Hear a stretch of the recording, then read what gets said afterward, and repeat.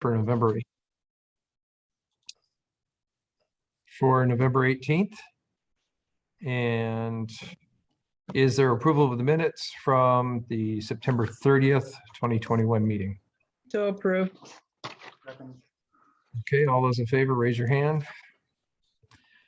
Approved. We are now at the swim CIP update. Great. Yeah, thank you, Mayor. Good evening, Council. Again, my name is Tyler Beakley, civil engineer in the Surface Water Management Department. Before we dive in, I just wanted to highlight one thing, and you might have noticed is Lauren Reinhold is not in the meeting with us. He is officially moving on to retirement. He's been with the city over 30 years. Yeah, he was our longest standing employee. So I kind of wanted to do a recognition of him real quick and just. Yeah, Tyler, I Go just ahead. called Lauren and I asked him to Oh, did you? log Okay. into the council meeting tonight. Okay. So he's officially retired, but I asked him to come back and we'll say a few words to that and just acknowledge him tonight at the council meeting. So Great. No, yeah, it's well deserved. Yeah. Yeah, no kidding. Yeah, 30 years is a while. Yeah, so if Jody, if you're able to share that packet, I want to start on page 5 with some of the photos for some of the projects we have photos for.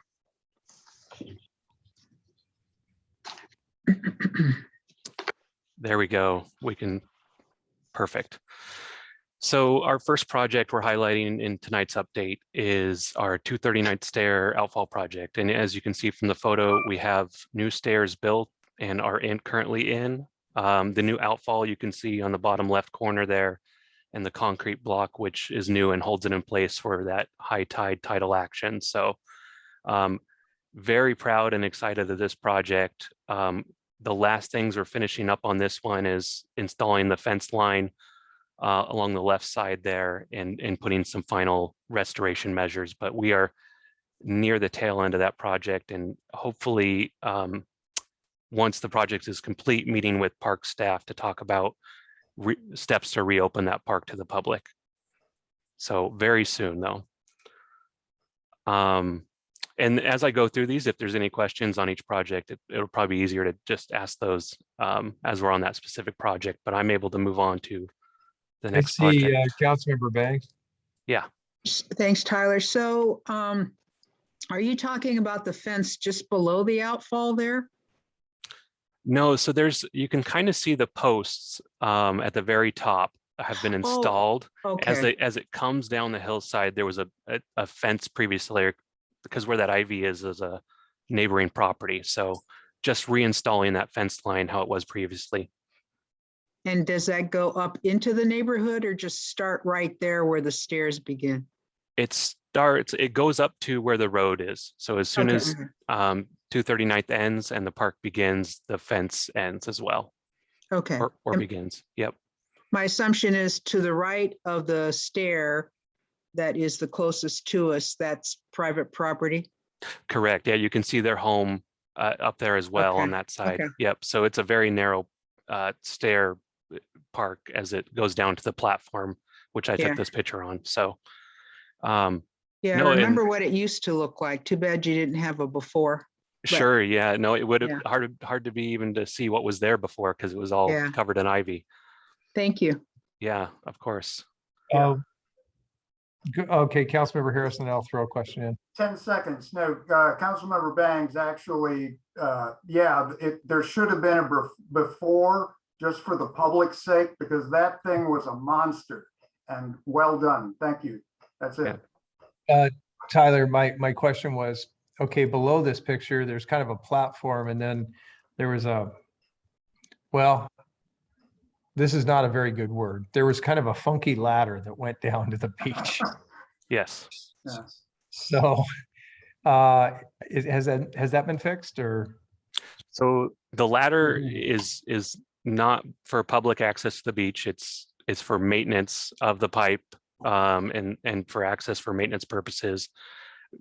Anything related to the platform and the ladder was not included in this project due to it being a stormwater project and only replacing what was removed to install the pipe which the stairs impacted that. So the platform itself was left alone during this project, and only the stairs were replaced. So people have to get a ladder, take a ladder down there or something to get onto the beach. No, that would not be allowed. Well, We would not allow public access to the beach from the platform through a ladder. well, but if there's, so maybe I'm missing something. Is there a way to get from that platform onto the beach? No, there's not a public access to the beach at this location. Okay, well, be prepared. There's probably somebody's gonna bring a ladder. Okay, Yeah, but I think what we talked about many, many years ago, Mayor, forgive me for, in municipal facilities, we talked about the fact that we were only going to be doing this.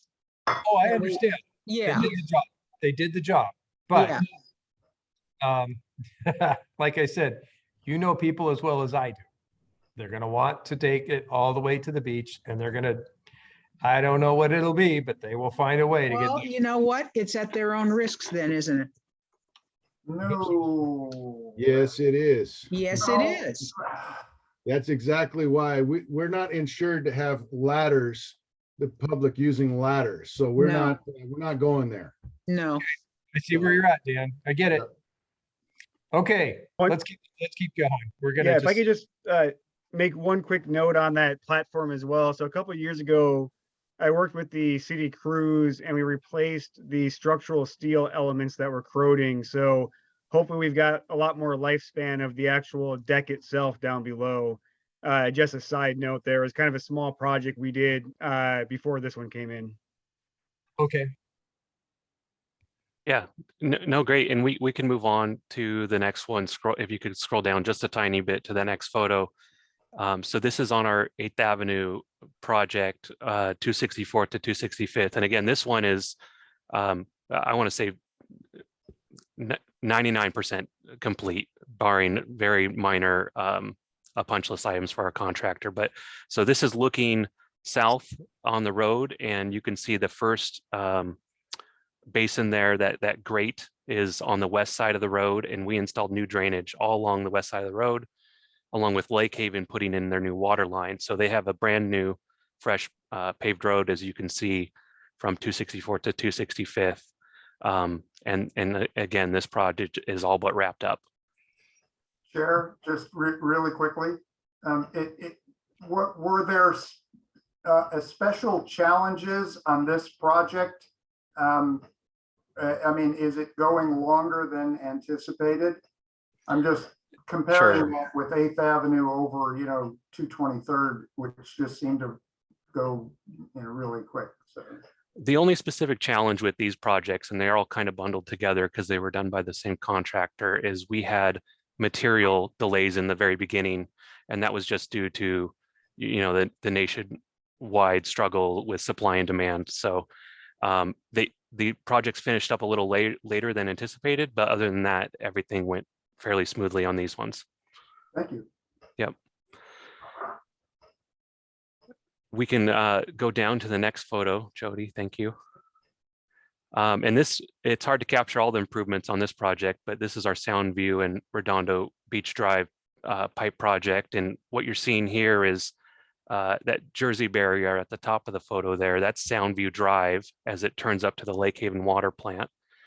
And that is a new pipe we installed that essentially directs water down city right away. Instead of before, it would zigzag through private properties, and it presented a maintenance challenge. So this gets it in city right of way, and more of a direct path to the sound, serving all the drainage up on Sound View.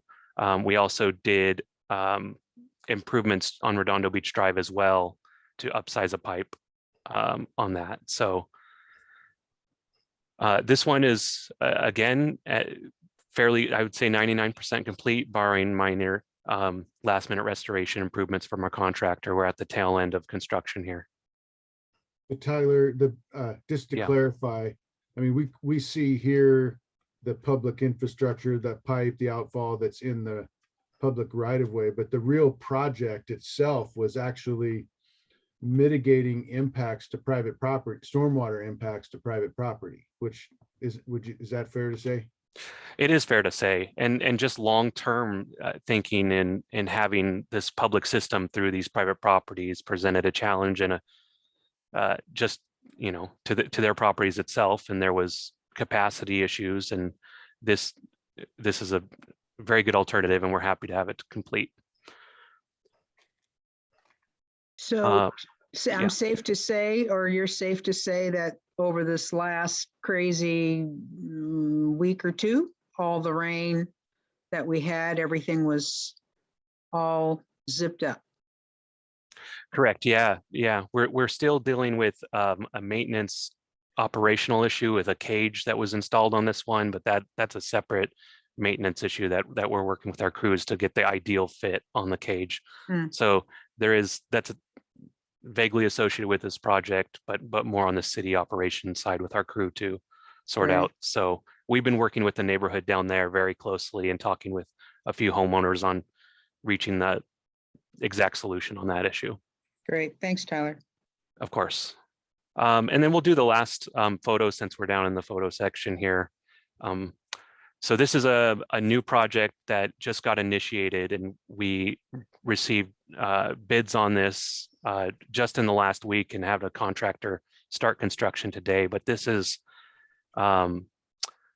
just south of Saltwater State Park, and this is an outfall that leads down into the park, serving the neighborhoods there. And you can see the pipe there is not in any good condition, as it started to fail, and there's midway through this photo, there's a gap in the pipe and water was starting to go around it. So we had to work pretty quickly on this project to get a contractor on board, but they're working quick to replace this outfall beyond the photo to the next basin.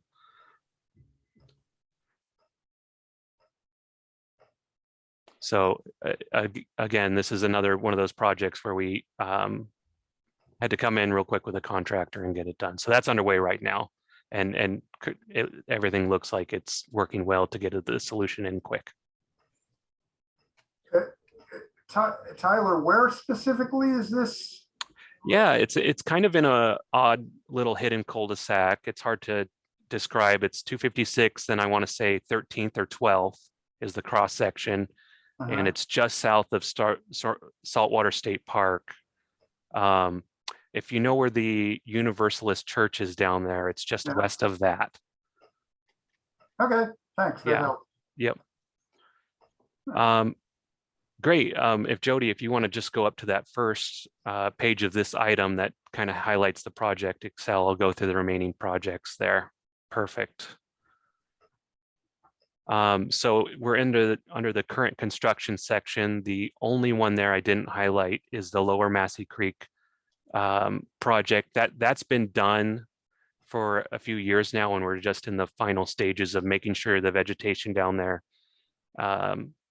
is growing correctly, and there's no invasive species. So we're just in the final year of that project closeout, which is next spring. So I'll go ahead and jump down to the planning, engineering, and right-of-way acquisition section. So these are projects that are currently in design or about to be in design.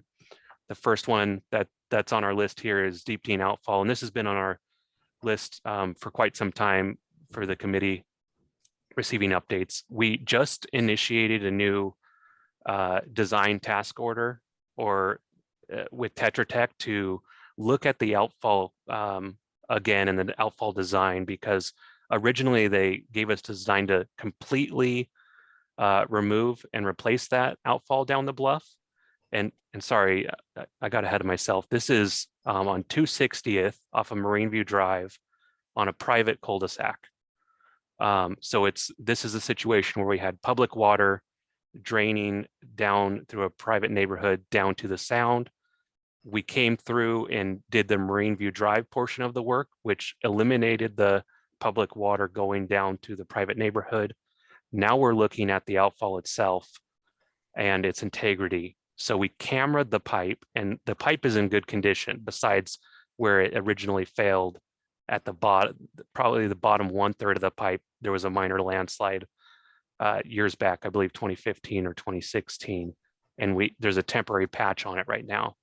So we're working with Tetra Tech to see if there's a different alternative to just give us a permanent solution to the bottom 1/3 of the pipe, rather than completely replacing the entire thing, since the upper portion is in good condition. And we're still targeting next summer for construction on this. So I'm sure early next year, we'll have another update on this one with some better information on our design path here.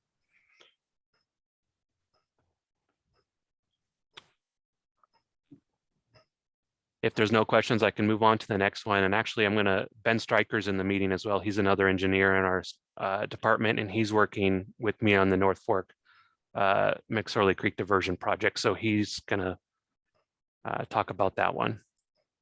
Yeah, thanks, Tyler, and good evening, everybody. So the North Fork McSorley Creek diversion project, this is off of South 245th Place and 20th Avenue South, where McSorley Creek takes sort of an abrupt 90-degree turn through a subdivision there. And the idea here is we want to divert high flows from the creek and get it down and through the street instead, through a stormwater system. There's issues with stormwater impacts on the private properties during large rain events. So the intent there is to lower those impacts. Right now, we're working with parametrics on our 100% design, as well as permitting with Washington Department of Fish and Wildlife, since we'll be, working in the creek itself. And then, yeah, we're still planning on construction for 2022. So I'm sure, yeah, we'll have further updates on that as well. Ben, Tyler, maybe if one of you could help. Schedule in 2022, is construction of this spring 2022? It's to be determined. We're still working through the final permitting to see if there's any restrictions with the fish window, but I want to say that the earlier in the spring, the better, just to give us the extra lead time, and barring any material delays, we want to make sure we're outside of the rainy season on this project. So the earlier, the better is desired on this one. I think the goal, obviously the goal would be to have this construction complete before next fall's rainy season. Correct. Mm-hmm. Okay, good. Yeah, thanks, Dan. I can go on to the next project. Here is our Kent Des Moines Road culvert replacement. And this is a big project. This is actually being led by WashDOT. They're doing the lead on design and construction. And this is replacing a failing undersized culvert that I believe it's 20 or 30 feet below the actual road base. So it's a fairly substantial project there. And this is also helping remove a fish barrier is another key component. And that's kind of what sparked WashDOT to take on this project, as well as given the tribes and the requirements coming down on WashDOT. This is what high priority project to remove a fish barrier. So that's another benefit for the city, and downstream projects, and then also upstream projects, as this is a tributary of Massey Creek. I believe it's Barnes Creek. So there's going to be financial assistance with that, Correct. based Yeah, on the fact they're leading it. We Okay. have a 50% cost share on this project. Okay, that's where Yep. I was going to go. Thank you. Yep. So Yeah, go ahead, Andrew. If I can just say really quick, another quick comment, as Tyler said, that's a very big project. That culvert's going to be pretty extensive, a lot of utility coordination to actually make that happen. We're working with, the state design team to try to minimize construction impacts, but there will probably be a short duration, heavy impact to Kent Des Moines Road, possibly a road closure for a little bit of time. So that's a pretty significant impact, but we'll try to minimize that as we work with contractors and figure out the best way to build the project. Yeah, thank you, Andrew. And construction is slated for 2022. This is being washed out lead, so it could be pushed back to 2023. We don't know at this point, but the latest target we heard was still 2022. I can go on to the next project. So the next two projects are new projects that are going to be initiating their design per our CIP schedule. So we have the Des Moines Memorial Drive project from 208 to 212. So a few years back, we did the south portion of this project where we upgraded the west shoulder of Des Moines Memorial Drive and upsized that to an 18-inch pipe, where it previously was a combination of ditch line and 12-inch pipe and was just under capacity for the amount of drainage it receives. So this is going further north and again replacing 12-inch and combination of ditch lines to an 18-inch pipe to have better capacity of the system. Kent Des Moines Road and 16th Avenue Segment A project.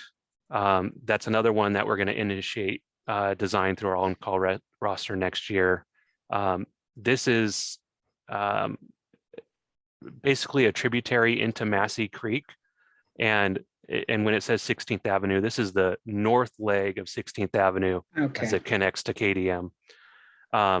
So it's upsizing and replacing old infrastructure that traverses through private property south of KDM. So yeah, a good project there, that much needed project on aging infrastructure and undersized infrastructure again. Hey, Dan. Yep. That particular area, wasn't there a for sale sign further into all of that stuff? Blackberry bushes and stuff. Is that, Uh, do you remember that? Not at the moment, but yeah, Oh. we could look into that. Yeah, there was, it's probably hidden now, but there was a for sale sign. It's been at least 15 years now. I'm not saying it would impact what we do, but it was, I haven't seen it, but that doesn't mean it's not there. Just kind of curious. All right. Yeah, and the last project on this list is transportation led, which is our 24th Avenue project, and there's various stormwater elements to that project that were in our CIP, where we took this as an opportunity to join in combination and support this project, but also upgrade the pipe system, mainly on the east side of 24th, where it was, again, a combination of undersized pipes and ditch lines that were increasing the diameter there and getting a better system in. And I believe they're still anticipating construction in 2022, and we're at 30% design currently. Yeah, we can jump down to just project support. So transportation and stormwater, we're both involved in supporting the Sound Transit and 509 projects. Mainly where engineering comes in is we look at their design sets as they come in and provide feedback and comment per our codes and regulations and the surface water design manual, and make sure they're designed accordingly.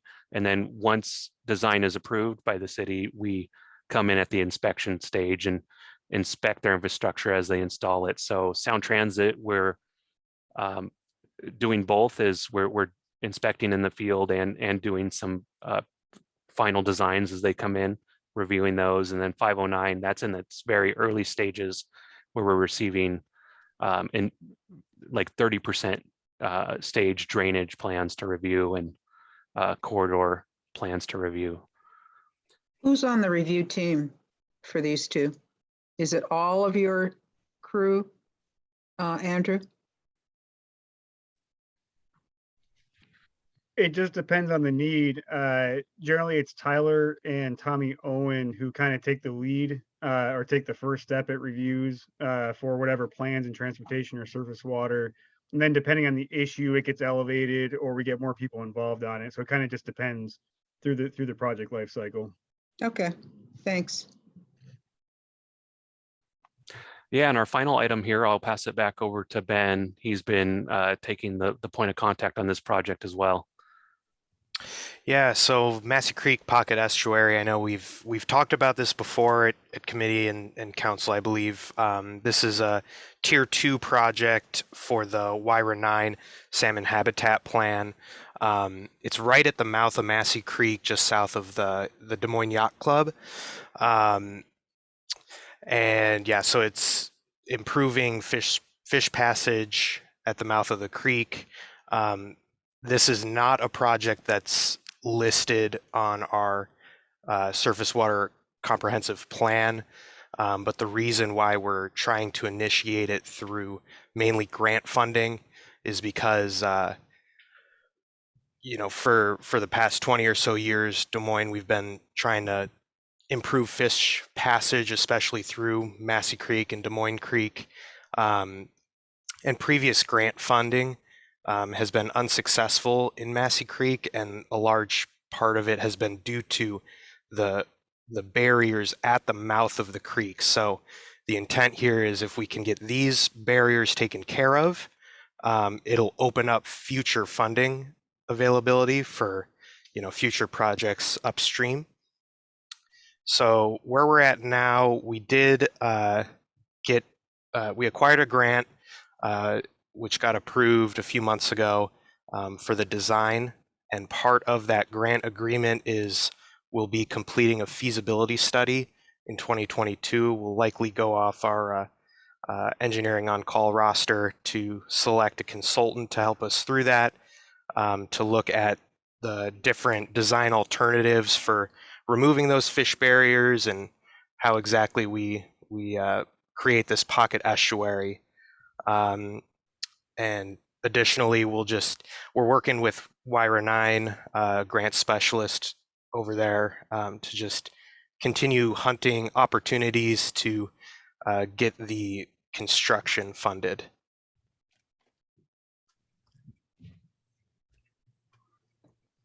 Yeah, thank you, Ben. That's the last item, or the last topic in this item and the final item. So we're happy to answer any other questions the committee may have, but thanks everyone. Good report, lots of work. You guys have done a great job. So thank you. Just anecdotally, I guess, Ben, are there on the 245th project, I think McSorley Creek, are there any particular concerns about salmon, you know, that have been expressed by Fish and Wildlife, or? Are you referring to like during construction, Councilmember Harris, or just in general? Well, I mean, to be blunt, I've been, so yeah, you know, the various groups doing fish counting, for whatever reason, this year has been spectacular versus every other year where it's been almost non-existent. And so I'm starting to get a bit more sensitive to, you know, the idea that there actually may be some fish heading further upstream than I previously thought. And so I just feel obligated to ask the question whenever any kind of permitting is going through the neighborhood. I used to think of it as, frankly, kind of pro forma, going through, like, you know, the neighborhoods, 13th and so on, but just the actual fish counts have been so dramatically improved that I just, you know, have to ask. Sure. Councilmember Harris, just to follow up with Ben's question there or answer, all the projects that we pursue, if it requires like HPA permits or other types of permits, there's a lot of conditions within those permits that constrain our construction to minimize any type of harmful impact to fish. et cetera. So, you know, when we get a permit, usually it's not just a blatant, let's go out there and disturb the area. Usually there's a lot of criteria around that. No, So- no, I'm not, I'm just asking a bit more diligently than I guess, that's on me. I'm just asking if there are, if you have been made aware of any particular challenges with that one location, since it does feed into McSorley Creek. No, I can add on onto that question as well. So we walked the site with Fish and Wildlife, and they did deem it a fish-bearing stream, fish-bearing corridor, but that is only due to its potential to be.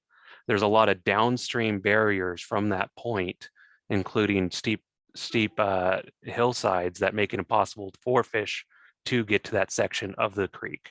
Okay. So if those downstream barriers were removed, it could be a potential fish-bearing creek. But again, to Andrew's point, is we have permitting specialists contracted in the design of this project to make sure we're following all of those regulations required of us. Yeah, no, I had no doubt. Yeah. You answered my question. I just didn't know how far up, basically, east. Yeah. There were actually live fish. So you answered that. Thank you. Okay, that takes us to the end of our agenda, as far as I can tell. Dan, did I see you had a comment or no? I do, if you'll indulge me for another 5 or 10 minutes here.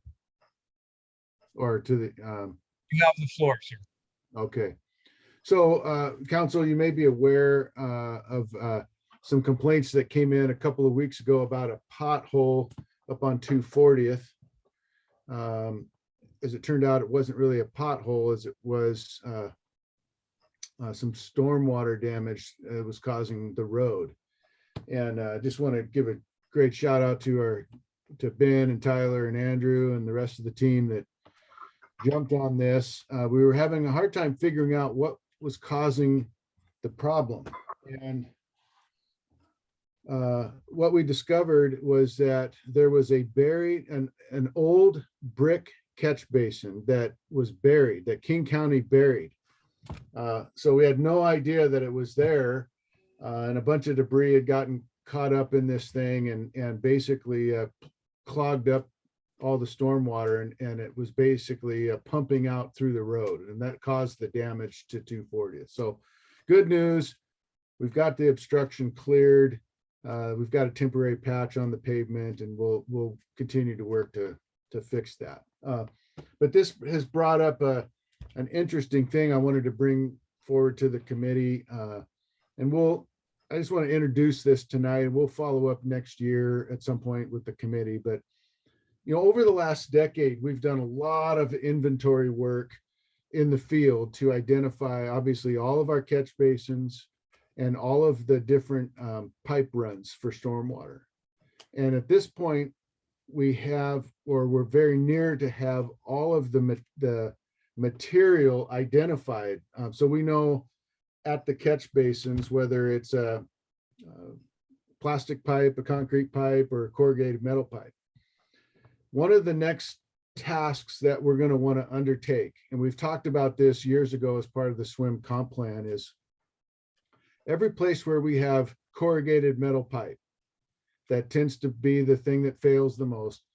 Ben and Tyler want to go in and videotape the actual pipe runs between the catch basins so that we can get just some intel on the age and condition of the pipe. And that'll help us to better prioritize pipe replacements of that old corrugated metal pipe. So we're hoping to begin to kind of start that next level of investigation here over the next year or two. And we'll be talking more about that with the council, but that'll be exciting to be able to have that level of data and be more, it'll allow us to be more efficient and proactive in where we make our investments. So Will this be internally done, or will you be seeking contractor? good. We haven't decided yet. That's a great question. I mean, that's what we'll come back to the committee with. We need to talk more about internally about how we would do that. But this is the kind of thing that we could discover. Oh, as we're inventorying corrugated metal pipe, oh, there's an old brick catch basin that the county decided, oh, we don't need this anymore. We'll just bury it. And that, now we can't maintain it. And this is not the first time that that's happened. We've encountered that kind of thing frequently. So it's pretty frustrating for our crews because obviously when that kind of thing happens, it does a lot of damage to our infrastructure. So anyway, that's kind of the next stage of our inventory program and data collection.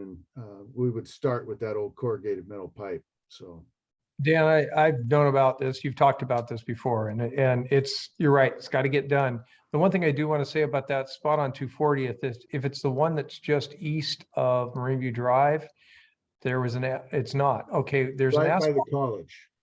This was up right by the college. Okay, different location than I was thinking. There was a patch put on the road just east of the four-way intersection that we put in, four-way stop intersection, and it's starting to sag back down. Okay, we'll take a look at that. Just a heads up. And then Councilmember Harris, you had a question or comment? Yeah, yes, Dan. Well, I have a question, Dan, and get ready to laugh, but how does one identify these buried catch basins? Yeah, the only way to do it is by running a camera up and down through there, or some kind of a device to clear an obstruction. Then when we actually shout out to Midway, they actually came out and helped us out with this.